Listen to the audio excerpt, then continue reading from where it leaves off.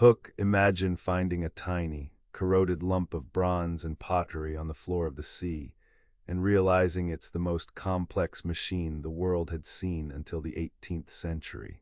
That discovery happened a century ago, and it forced historians to ask, did ancient people know mechanical secrets we'd forgotten? Introduction. This is the story of the Antikythera Mechanism, sometimes called the world's first computer.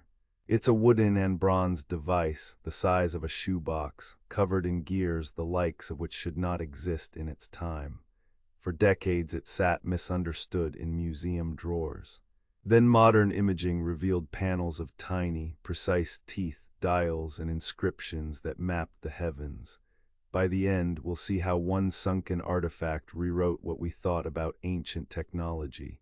Historical context.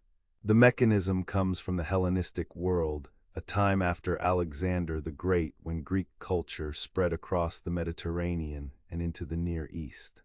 Scholars and engineers were ambitious. They measured the sky, wrote complex mathematical treatises, and built devices like water clocks and automata. But even so, no one expected a pocket-sized machine capable of simulating celestial cycles. Main discovery or mystery. In 1901, sponge divers off the Greek island of Antikythera retrieved a shipwreck filled with statues, pottery, and that strange lump of bronze. At first it looked like nothing, a crusted mess. Over time, conservators pulled out fragments and saw etched inscriptions and strange gear fragments. But it wasn't until decades later, with X-rays and CT scans, that the real shape emerged. A system of at least 30 interlocking bronze gears, arranged in multiple planes, with a front face of concentric dials and a back filled with inscriptions and a geared calendar. What did it do? Wind the small crank and the gears turned, representing the positions of the sun and moon, the phases of the moon, and predicting solar and lunar eclipses. Some versions show planetary cycles too. It even modeled the moon's uneven speed, something you would expect only if the maker knew advanced astronomical models. Evidence and theories. The physical evidence is clear. CT scans show exactly how the gears mesh. The inscriptions carved into the plates describe units of time, eclipse cycles, and instructions for using the device. The gearing ratios match known astronomical cycles. The Metonic cycle, 19 years, linking lunar months to solar years. The Saros cycle, about 18 years, used to predict eclipses, and a 235-month lunisolar calendar. Who made it? That's where theories come in. The mechanism fits with Greek astronomy and the mathematical models produced by thinkers such as Hipparchus and the Alexandrian school.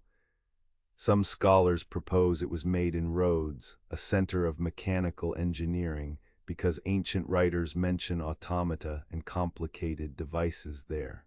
Others suggest it could be from Alexandria, where scholars like Archimedes and Hipparchus worked on precise models of the heavens.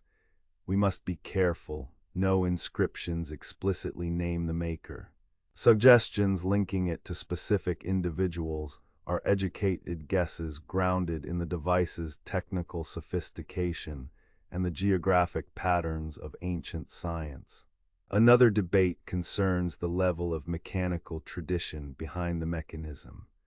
Was this a one-off marvel crafted by a genius, or the last surviving example of a long tradition of precision gears? The complexity of the design and the fact that some components show evidence of earlier repairs hint at a practical working object, not just a philosophical model. It likely belonged to elite circles where astronomy, navigation, and calendar keeping mattered. Biggest revelation. The real shock came when researchers realized this machine was centuries ahead of its time. For hundreds of years, historians assumed complex gear trains were medieval inventions. The Antikythera mechanism proves that by at least the 2nd century BCE, skilled engineers had developed advanced gearing, differential-like mechanisms, and ways to encode astronomical cycles mechanically. That discovery changes how we imagine the ancient world. It suggests a lost stream of technological expertise, workshops that could cut precise gear teeth, artisans who combined theory and practice, and patrons who wanted machines to make sense of the sky. It also highlights how little survives. The mechanism came from a single shipwreck. Other devices may have been recycled for their metal or simply didn't survive the centuries. Throughout the 20th and 21st centuries, new technologies changed our understanding. High-resolution X-rays and 3D modeling let researchers reconstruct missing fragments and test how gears turn together. Museum reconstructions now show working models. When you crank one of these modern replicas, you can literally watch the ancient algorithms unfold. The moon's wobble, eclipse paths, and the looping motion of the planets.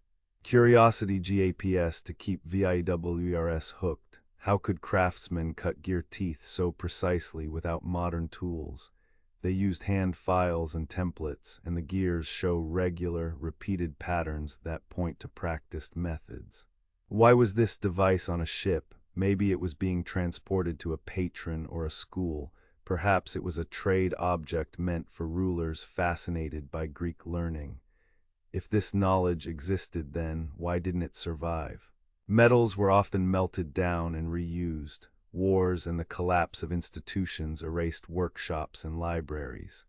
Conclusion: at the end of the day, the Antikythera Mechanism is a bridge to a world we thought we understood. It forces us to reconsider the gap between ancient theory and ancient practice.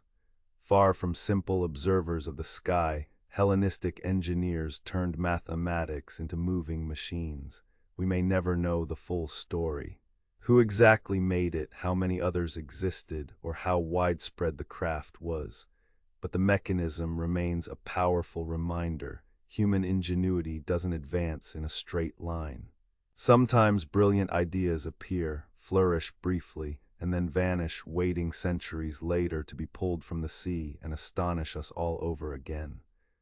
If you enjoyed this dive into ancient engineering, imagine what else might be lying beneath the waves, waiting to rewrite history.